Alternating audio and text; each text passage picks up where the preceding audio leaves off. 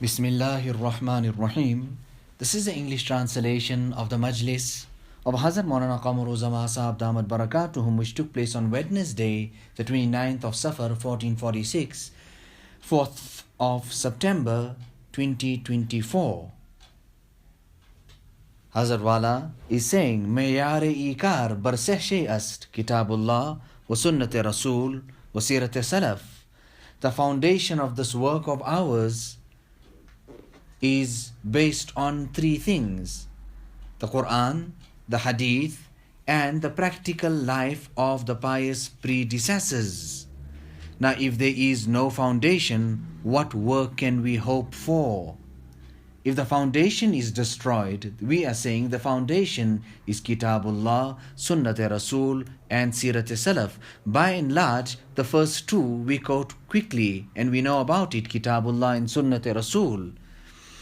However, you will not be able to understand that without Sirat Salaf. Today we don't even understand the need of it.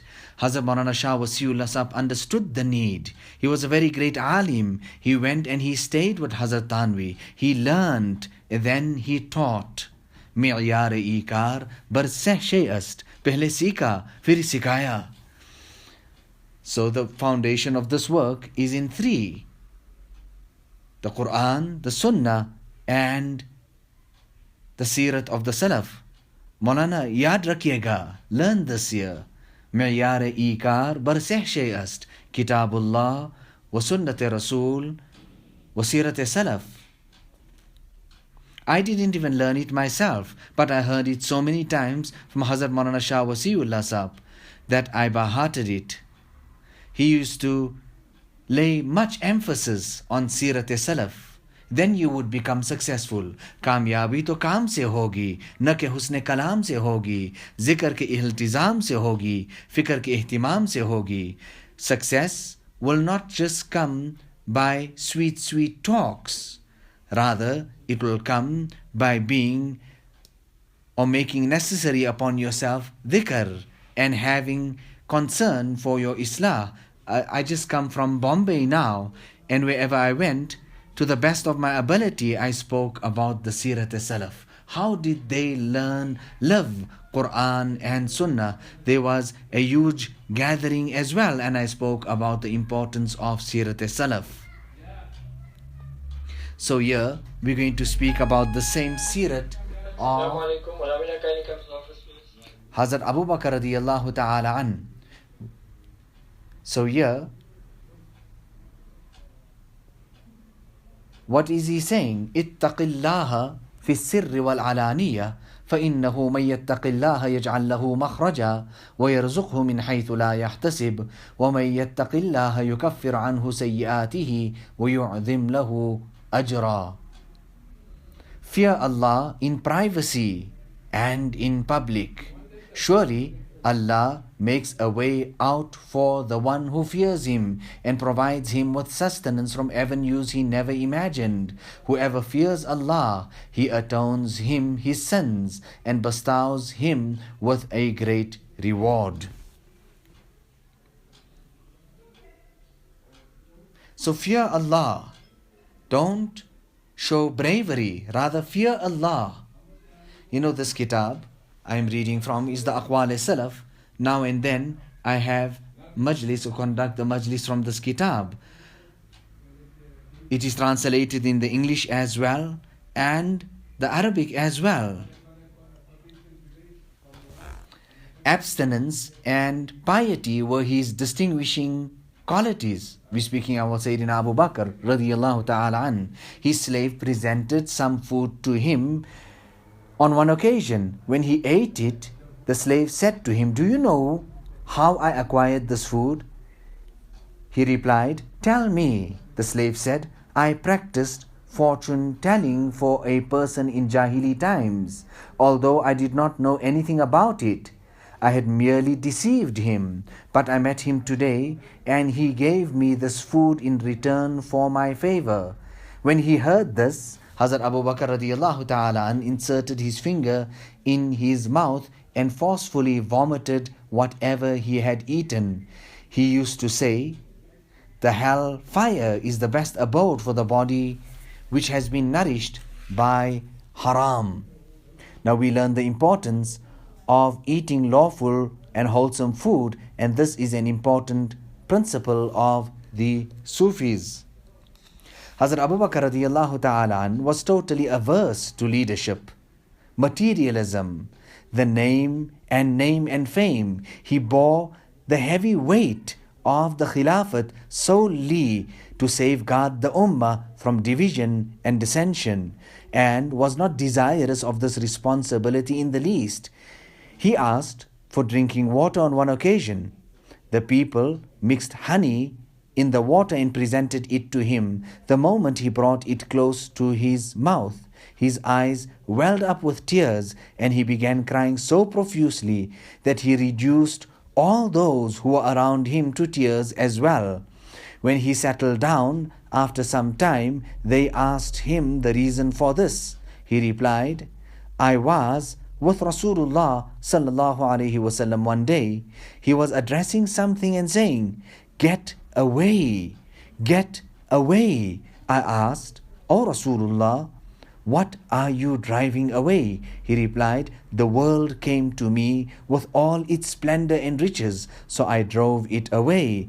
I thought of this incident with Rasulullah sallallahu alaihi wasallam just now and was overcome by fear lest I become a target of the deception and fraud of this world. So the world and this dunya is not prohibited, but in the sense that you may get stuck and entangled in it. That is what the prohibition or the fear is all about.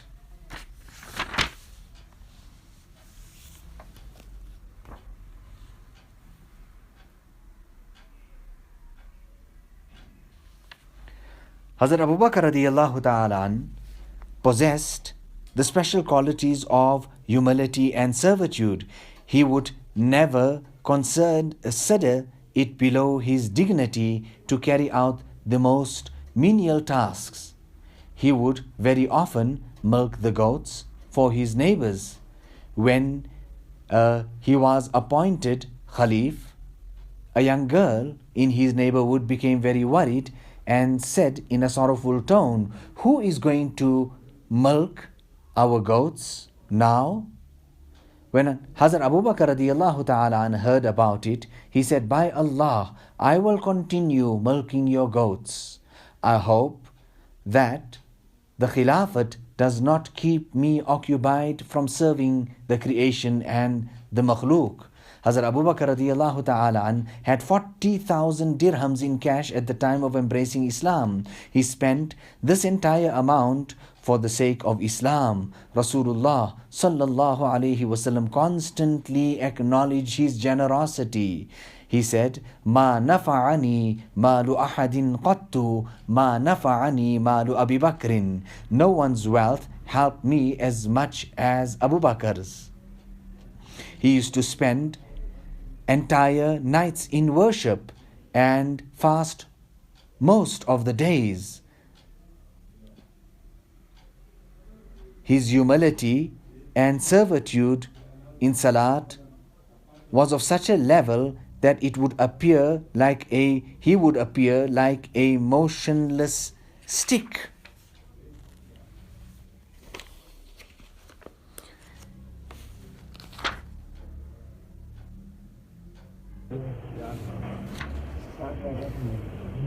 He would see a tree and say, I wish I was a tree so that I could offer, so that I could free myself from the questioning of the year after. The questioning of the year after.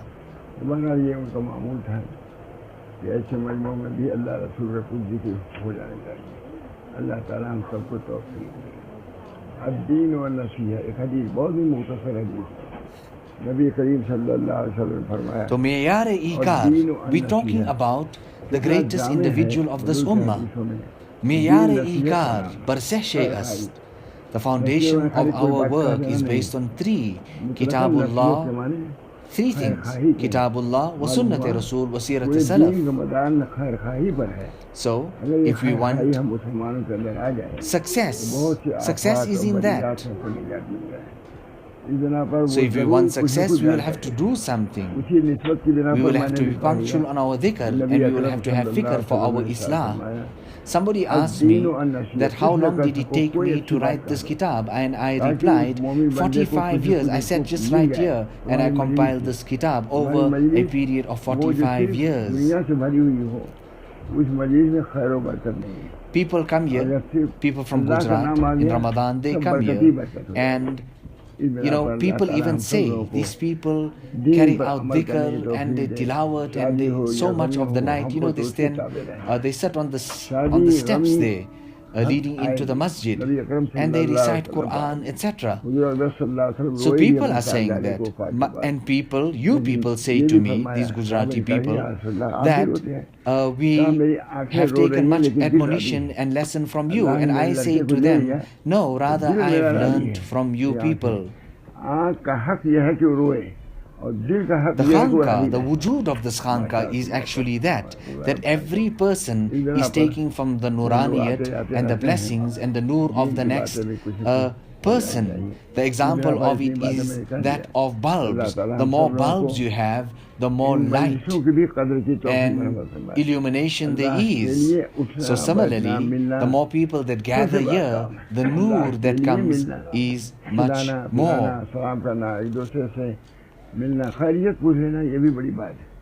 Hazrat Abu Bakr radiallahu ta'ala was the first to initiate the dhikr of the kalima tayyiba for internal purification. Hazrat Junaid rahimahullah said, the most glorious statement with regard to Tawheed was the following statement of Hazrat Abu Bakr radiallahu ta'ala an. Subhana man lam yaj'al li khalqihi sabilan illa al-ajz.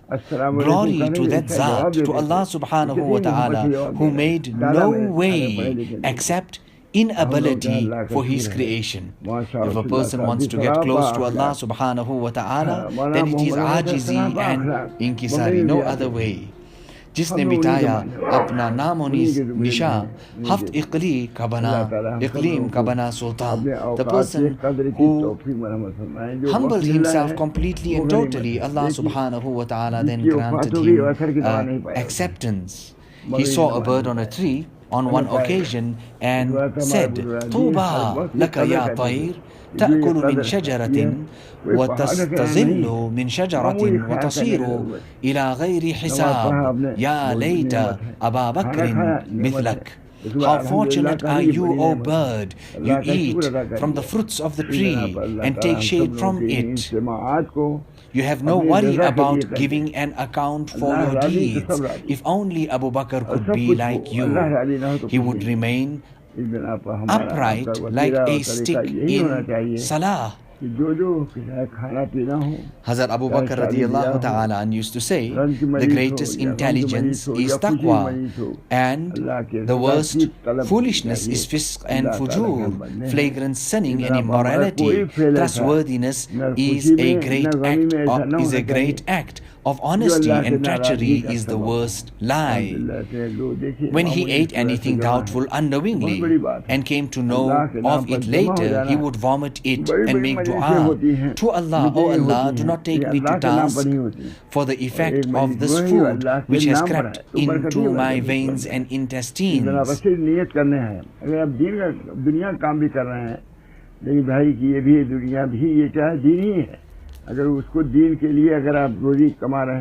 When a man vexes pride over any of the attractions of the world, Allah Ta'ala remains displeased with him for so long as he does not separate himself from it.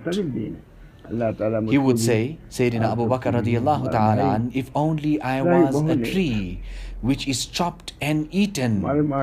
He would hold his tongue and say, it has taken me to the places of destruction.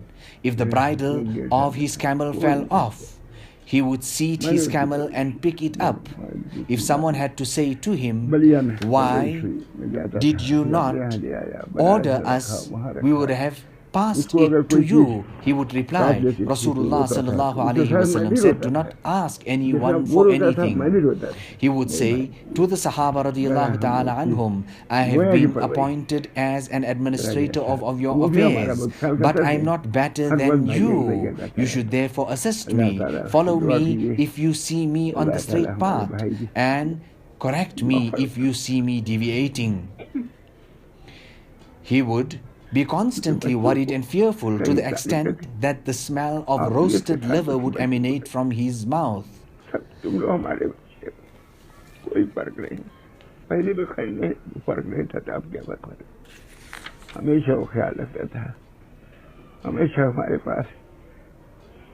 उसके पास हम हमेशा शहद भेजते थे, वो हमारे पास हमेशा चने वाला जो होता है दालमोट वो भेजता था, भैया कोई पसंद है कि नहीं। यहाँ शहद वैसा नहीं मिलता, मैं वहाँ से शहद दूसरी जगह से पछा से आता था, बेहतर है कि नहीं पता तुम्हारे सामने। Hazrat Abu Bakr radiyallahu ta'ala used to say, rather he was on his deathbed.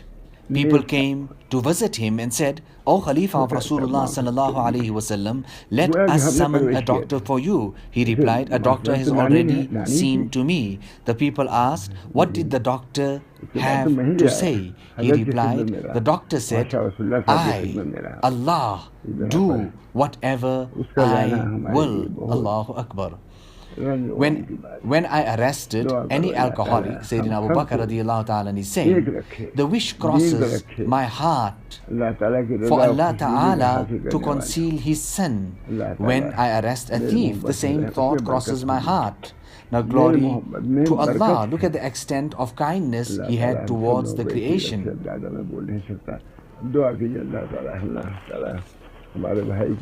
Now this was, and who are we speaking about, is Afdalul